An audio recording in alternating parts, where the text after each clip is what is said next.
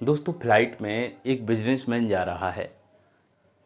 First class की seat मिली हुई है और वहाँ पर एयर होस्टेस बार बार जा रही है, सर क्या लेंगे, बार बार पूछ रही है। जब बार बार जाती है तो उसके मन में भी ख्याल आता है कि ये आखिर क्यों आ रही है। उसको भी अच्छा लगता है, सफ़र लंबा है, जैसा भी है समय बीत रहा है और एयर होस्टेस को वो रहा नहीं जाता है तो वो अपना कार्ड दे देता है। कार्ड देता है एयर होस्टेस को और बोलता है जब भी कोई काम पड़े तो आप कॉल कर सकती हैं, मैं आपकी हेल्प कर सकता हूँ। नंबर ले लेती है, चली जाती है। इसके बाद वो भी चला जाता है।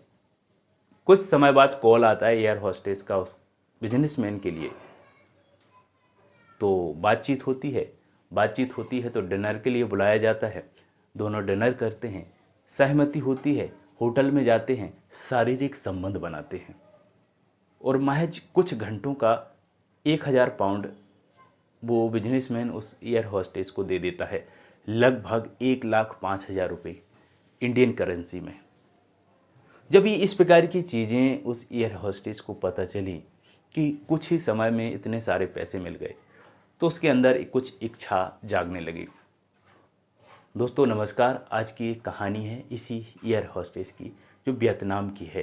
वियतनाम की इस कहानी में एयर होस्टेस ने किस प्रकार से अपनी इच्छाओं को बढ़ाया और नैतिकता की उन सभी चरम सीमाओं को तोड़ा जहां पर इसने अपनी एयर होस्टेस की जॉब छोड़ करके इस प्रकार के कारोबार में लग जाती है।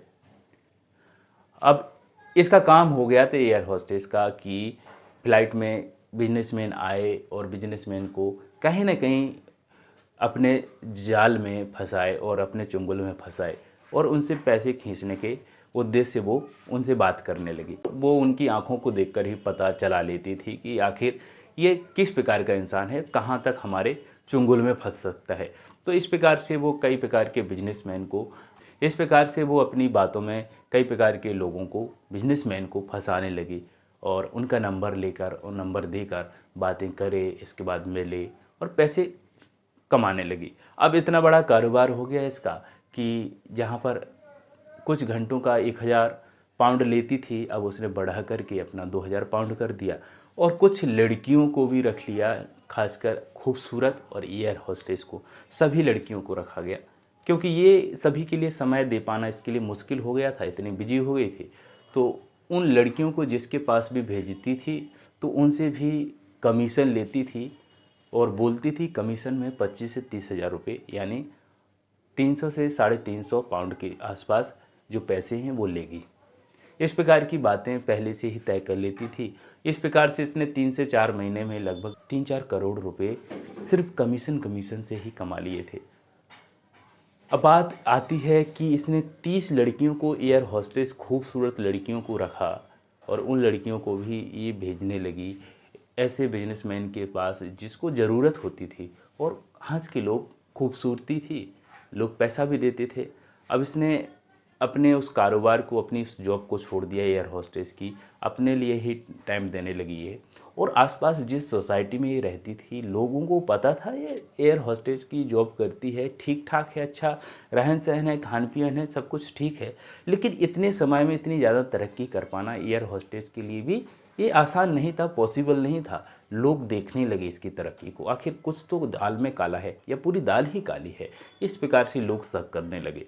जब शक करने लगे लोग तो लोगों को पता चला, किसी भी प्रकार से कंप्लेन लोगों ने की तो जब पता चला कि 4 कमरे हैं, चारों कमरे में 4 बिजनेसमैन हैं, चारों एयर होस्टेस हैं। पुलिस ने धर दबोचा पकड़ लिया और जब पता चला कि इस प्रकार से कितने लोग शामिल हैं इसमें, तो 30 एयर होस्टेस इसमें शामिल थी। उनकी लिस्ट निकाली गई तो पता चला कि ये भी कमीशन के तौर पर उन लड़कियों के द्वारा जो भी कस्टमर मिलते थे उनसे 25 से 30,000 रुपये लेती थी ये।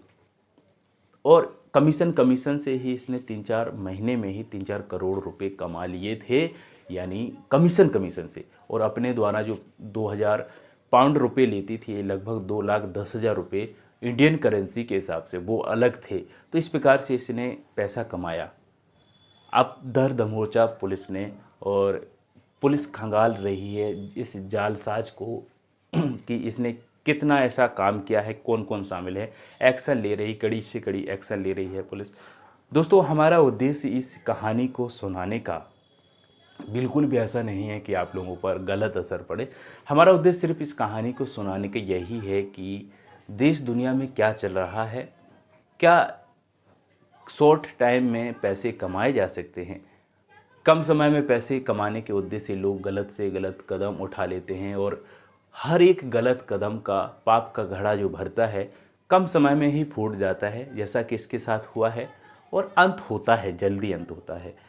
काम करो, इच्छा ऐसी रखो कि जहाँ पर पैसा कम मिले लेकिन सच्चाई से, ईमानदारी से, सकारात्मक सोच की ओर ले जाए और लोगों में और समाज में हमारा सम्मान हो।